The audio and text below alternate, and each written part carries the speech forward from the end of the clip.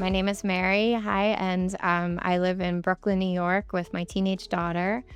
I am from New Jersey. I'm from a small beach town about an hour and a half south of Manhattan.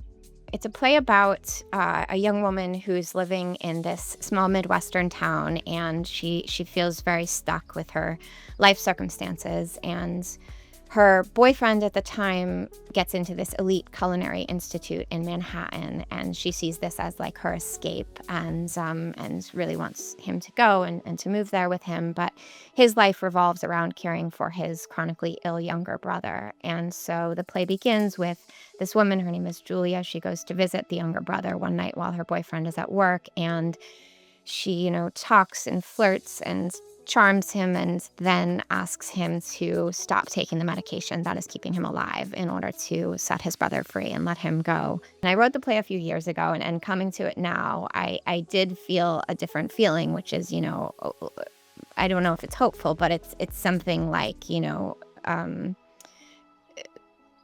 acknowledging that our hopes and our actions in the moment do matter, regardless of sort of the outcome. And thinking of time maybe in a less linear way is a way of feeling a little bit of hope, I hope.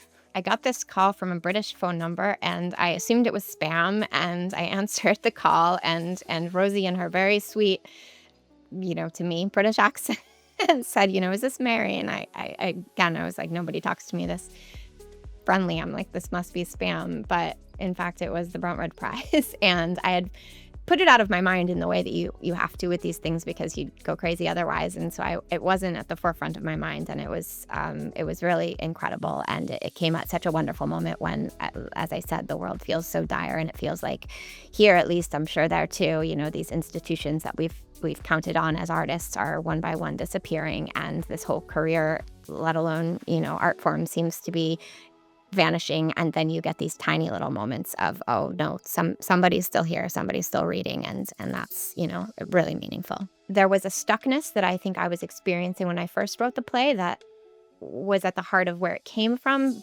And now that we are in this particular moment that we're in, certainly in our country, and of course it's affecting everyone, I think there can be this feeling of hopelessness and this feeling of powerlessness, and like our actions, well, they don't have any consequence, and when they do, it's often bad.